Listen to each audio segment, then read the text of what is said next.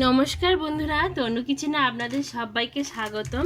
আজকে আমি একটা সুজির প্যাকেট দিয়ে এত সুন্দর কেক করে বানিয়ে দেখাবো। ডিম ছাড়া আমি কেকটা বানাবো। আপনারা আমার এই টিপসগুলো ফলো করলে বাড়িতে আপনারাও সুন্দর একটা সুজির কেক বানাতে পারবেন। তার জন্য আমি নিয়েছি আমুল দুধ 1 প্যাকেট আমুল দুধ আমি গুলে নিয়েছি। এটা যদি আপনাদের গরুর দুধও থাকে তাহলে আরও খুব ভালো হয়। আমার কাছে ছিল না, তাই আমি আমুল দুধ দিয়েই করছি। 1 প্যাকেট আমি আমুল দুধ গরম জল করে বানিয়ে নিয়ে ঠান্ডা করে নিয়েছি। এবারে আমি এই সুজিটা কেটে নেব। আমি জলের পরিমাণটা করেছি, দেখাচ্ছি আমি বাটিটা। আমি এই বাটি মেপে 1 বাটি জল নিয়েছি, আর এই সুজিটা 200 গ্রাম সুজি হবে। এই বাটি মেপে একই পরিমাণ, মানে যতটা জল নিয়েছি ততটা পরিমাণেই সুজি। আমি সুজিটা জলের মধ্যে ভিজত দেব। আমি এই সুজিটা 5 মিনিটের জন্য আমি এই দুধের মধ্যে ভিজত দিলাম। এবার আমি এখানে সামান্য একটু লবণ দিয়ে দিচ্ছি, আর এখানে আছে বেকিং সোডা, আর এটা বেকিং পাউডার। এই ছোট চামচের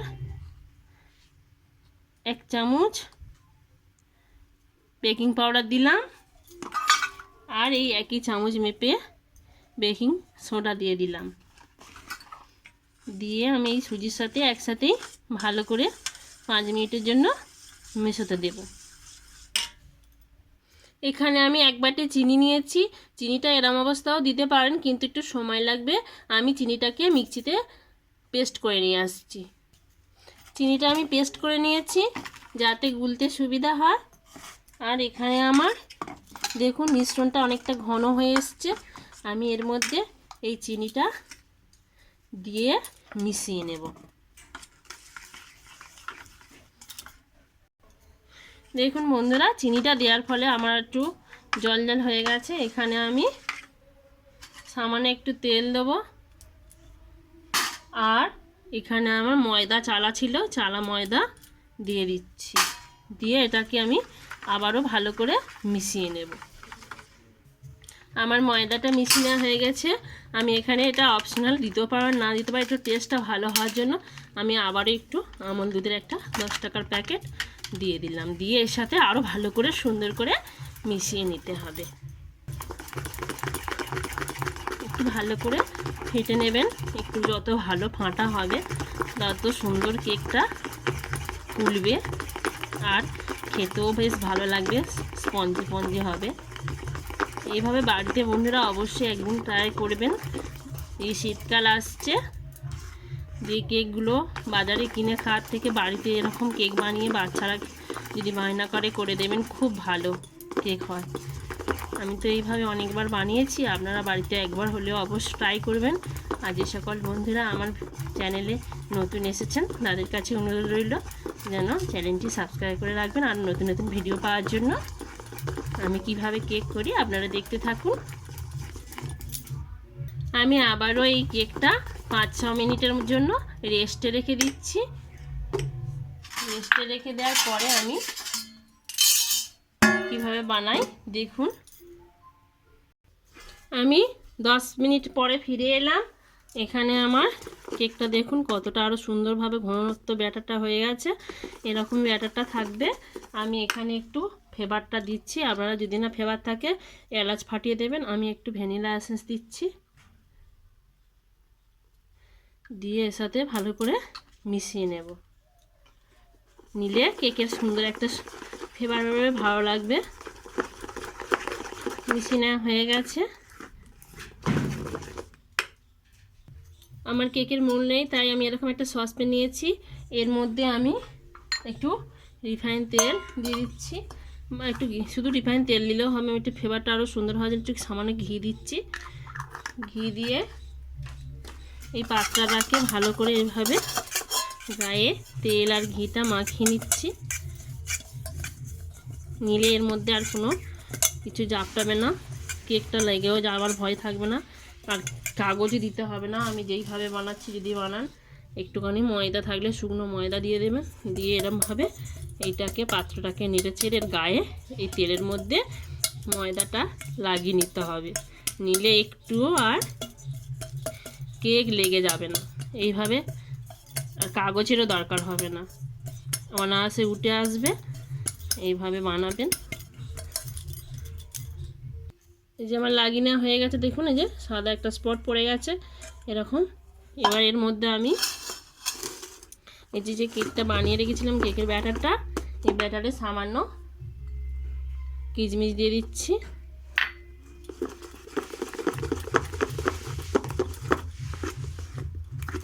দিয়ে আমি এর মধ্যে ঢেলে দেব। আমি যেরকম ঘনত্বে রেখেছি আপনারা ওরকমই রাখবেন, বেশি পাতলা করবেন না আর বেশি ঘন করবেন না, তাহলে কেকটা ভালো ফুটবে না। এরকমভাবেই করবেন। আর একটুখানি সামান্য ঝাঁকিয়ে ভিতরে যদি কোনো হাড় ঢুকে থাকে এটা বেরিয়ে যাবে। আর এখানে আমি কিশমিশগুলো উপরে দেখতে সুন্দর হয় বলে একটু উপরে ভালো করে দিয়ে দিচ্ছি। ইচ্ছা করলে আপনারা ড্রাই ফ্রুটসও দিতে পারেন, ড্রাই ফ্রুটসও আছে, দিয়ে দিই, উপরে দিচ্ছি। এইভাবে কিছু এই চেরি টেরি একটু দিয়ে দিচ্ছি, যাতে দেখতে সুন্দর হয়, কালারফুল। বাচ্চারা কালারফুল জিনিসটা একটু পছন্দ করে, সেই জন্য এগুলো একটু দিলে ভালো দেখতে লাগবে।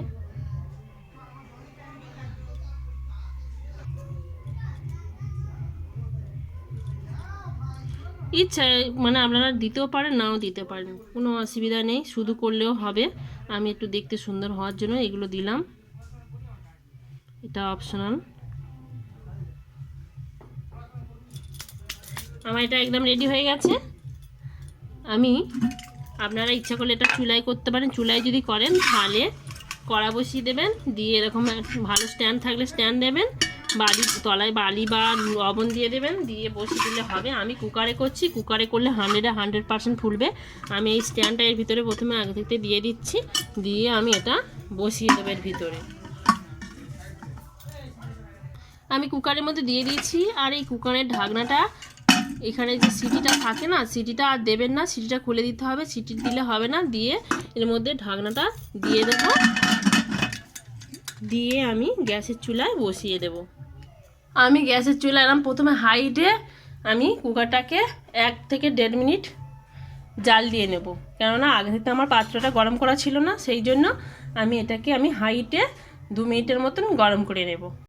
এবার আমি এরকম ঠিক এরকম লো আছে রেখে দিয়ে আমি পাক্কা 1 ঘন্টা রাখবো। তবু 50 মিনিট পরে একবার চেক করে নেব। আমি ফিরে আসছি 50 মিনিট পর। বন্ধুরা, আমি 1 ঘন্টা পরে ফিরে এলাম। আমি এই কুকারটা খুলে দেখাচ্ছি। দেখুন বন্ধুরা, কেকটা পুরো হয়ে গেছে। আমি নামিয়ে দেখাচ্ছি। আধ ঘন্টা ঠান্ডা করে নিয়েছি, দেখাচ্ছি। দেখুন বন্ধুরা, আমি একটু সাইড থেকে হালকা করে শুধু এরকম করে নিয়ে, দেখুন বন্ধুরা হয়ে গেছে পুরো, কত সুন্দর উঠেছে। এইভাবে বাড়িতে একবার অবশ্যই ট্রাই করবেন, দেখুন কতটা সুন্দর হয়েছে। এতটাই হয়েছে ভালো হয়ে ফেটে গেছে ফুলে। এইভাবে বাড়িতে অবশ্যই একবার ট্রাই করবেন। আজ এই পর্যন্ত, আবার দেখা হবে অন্য কোনো ভিডিওতে। টাটা।